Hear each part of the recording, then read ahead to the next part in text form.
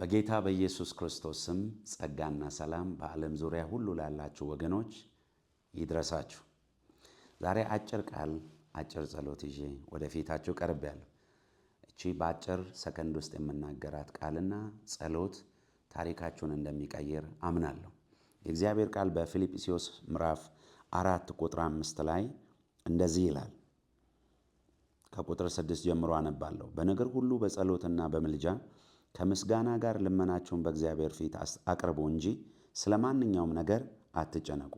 ከማስተዋል በላይ የሆነው የእግዚአብሔር ሰላም ልባችሁንና ሐሳባችሁን በክርስቶስ ኢየሱስ ይጠብቃል ይላል።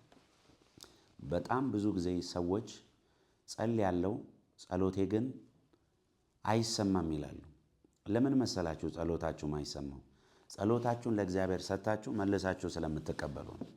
የእግዚአብሔር ቃል ያለው ምንድነው?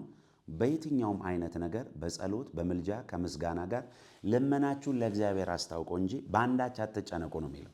የኛ ትልቁ ችግራችን ምንድነው? እንጸልያለን፣ እንጾማለን፣ እንማልዳለን፣ እንቃትታለን። ከሰጠነው በኋላ መልሰን ተቀብለን መጨነቅ እንጀምራለን። የዛን ጊዜ ጸሎታችን መልስ አያገኝም። እግዚአብሔር ቃል የሚናገረን በጸሎት በምልጃ ከምስጋና ጋር ልመናችሁን ለእግዚአብሔር አስታውቁ እንጂ በአንዳች አትጨነቁ ነው የሚለው። ስለዚህ ምንድነው ማድረግ ያለብን? ከጸለያችሁ በኋላ መልሳችሁ አትጨነቁ።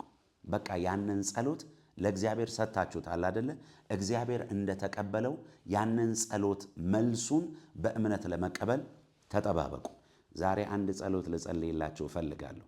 በናዝሬቱ በኢየሱስ ክርስቶስ ስም ለብዙ ዓመታት ጸልያችሁ እጃችሁ ላይ ያልገቡ የጸሎት መልሶቻችሁ በናዝሬቱ በኢየሱስ ክርስቶስ ስም በዚህ ሳምንት እጃችሁ ላይ እንዲገባ በክርስቶስ ኢየሱስ ስም ስልጣን እጸልያለሁ። የኔ ወንድም የኔ እህት፣ ቀጣዩ እግዚአብሔር ጸሎቷን መልሶላት በቤታችሁ ምስጋና የሚሆነው እናንተ ቤት ነው።